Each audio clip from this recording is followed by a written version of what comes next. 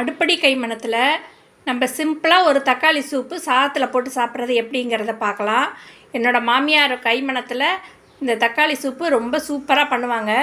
இப்போ இதுக்கு தேவையான பொருட்கள் அவங்கவுங்க தேவைக்கேற்ப தக்காளி எடுத்துக்கலாம். அதிகமாக வேணாலும் அதிகமாக போட்டுக்கலாம், கம்மியாக வேணாலும் கம்மியாக போட்டுக்கலாம். ஒரு 4 தக்காளி எடுத்திருக்கேன்.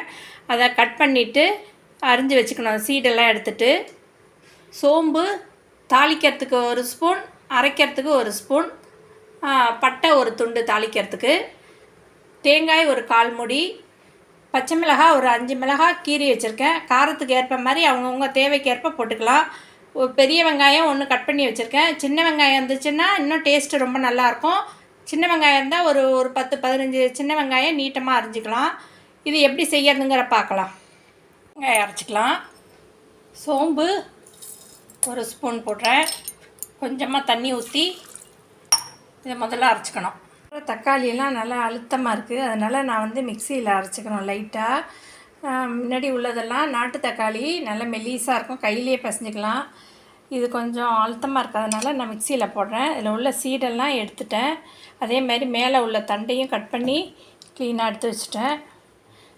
இப்போ இதை மிக்சியில் லைட்டாக ஒரு ஓட்டு ஓட்டணும். இதாக போட்டு அரைச்சிட்டேன். நம்ம மிக்சியில் அரைச்சோன்னா கொஞ்சம் திக்னஸாக இருக்கும், சூப்பும் நல்லாயிருக்கும். அதுக்காக அரைச்சிருக்கேன்.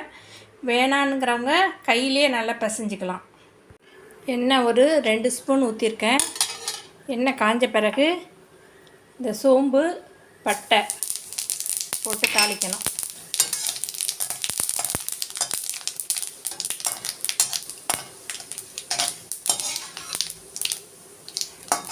நல்லா சிவந்த பிறகு அந்த அரிஞ்சு வச்சுக்கிற வெங்காயம், பச்சை மிளகாய், கருவேப்பிலை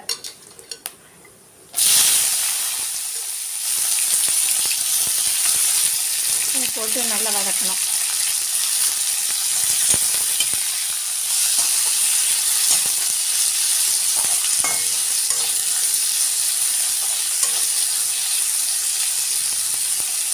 சிவந்த பிறகு அந்த அரைச்சி வச்சுக்கிற தக்காளி எடுத்து ஊற்றணும். நல்லா செவந்துருச்சு. இப்போ அரைச்சி வச்சுக்கிற தக்காளி எடுத்து போட்டணும்.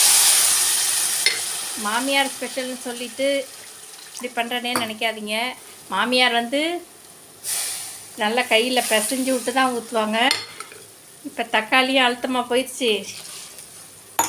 இப்போ நல்லா குழவா இருக்க மாட்டேங்குது. அதனால் நான் மிக்சியில் லைட்டாக அரைச்சிருக்கேன்.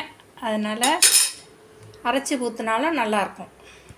தண்ணி முதல்ல ஒரு 1 டம்ளர் ஊற்றினேன். இப்போ ஒரு 1/2 டம்ளர் ஊற்றுறேன். ஒரு 1/2 ஸ்பூன்கிட்ட மஞ்சத்தூள்,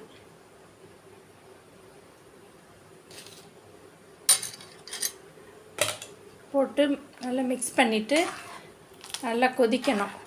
இப்போ மிக்சியில் அரைச்சாலும் கொரகொரப்பாக இருக்கு பாருங்கள், கையில் பசைஞ்ச மாதிரி. இது மாதிரி இருக்கணும். ரொம்ப நைஸாக அரைச்சோன்னா கொலகொலப்பாகிடும். இப்போ அதை மூடி வச்சு நல்லா வேகட்டும். வெந்த பிறகு தான் அரைச்சி வச்சுருக்க தேங்காயை போடணும். நல்லா கொதிக்குது. எப்படி வெந்துருச்சான்னு பார்க்கலாம். நல்லா சூப்பராக இருக்குது கலரு. பாதி வெந்த பிறகு பச்சை கொத்தமல்லி பாதியை போடணும், இறக்கும்போது பாதி போடணும். உப்பு தேவைக்கேற்ப ஒரு 1/2 ஸ்பூன் கிட்ட போடுறேன்.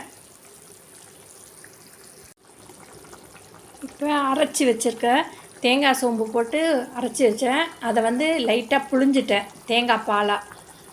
ஏன்னா ஃபுல்லாக ஊற்றினோன்னா நல்லா இருக்காது, அதனால் பாலாக புழிஞ்சி ஊற்றிருக்கேன். இல்லை தேங்காய் பால் வேண்டாங்கிறவங்க பசும்பால் இல்லை பேக்கெட் பால் இருந்தால் கூட ஊற்றிக்கலாம். நல்லா மிக்ஸ் பண்ணிவிட்டு லைட்டாக ஒரு கொதி வந்தோடனே ஆஃப் பண்ணோம்.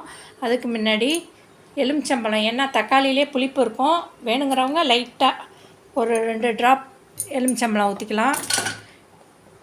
ஒரு 1/4 ஸ்பூன் மிளகுத்தூள்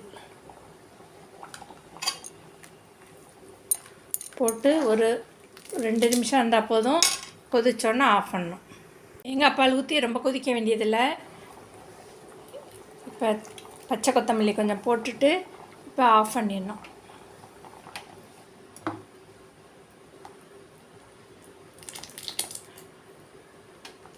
இந்த பதத்துக்கு இதை வந்து நம்ம குடிக்கவும் செய்யலாம், சாதத்துலேயும் சூடாக சாதத்தில் போட்டு சாப்பிட்டாலும் ரொம்ப அருமையாக இருக்கும். இப்போ இதை ஆஃப் பண்ணிடலாம்.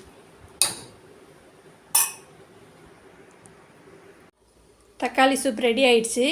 வெயிலுக்கு லைட்டாக சாப்பிட்ணுன்னா இது மாதிரி ஒரு சூப் வச்சு சாப்பிட்டிங்கன்னா உடம்புக்கு ரொம்ப நல்லது. இதே மாதிரி நீங்களும் செஞ்சு ட்ரை பண்ணி பாருங்கள். உங்களுக்கு என்னுடைய வீடியோ பிடிச்சிருந்துச்சுன்னா லைக் பண்ணுங்கள், ஷேர் பண்ணுங்கள், சப்ஸ்கிரைப் பண்ணுங்கள்.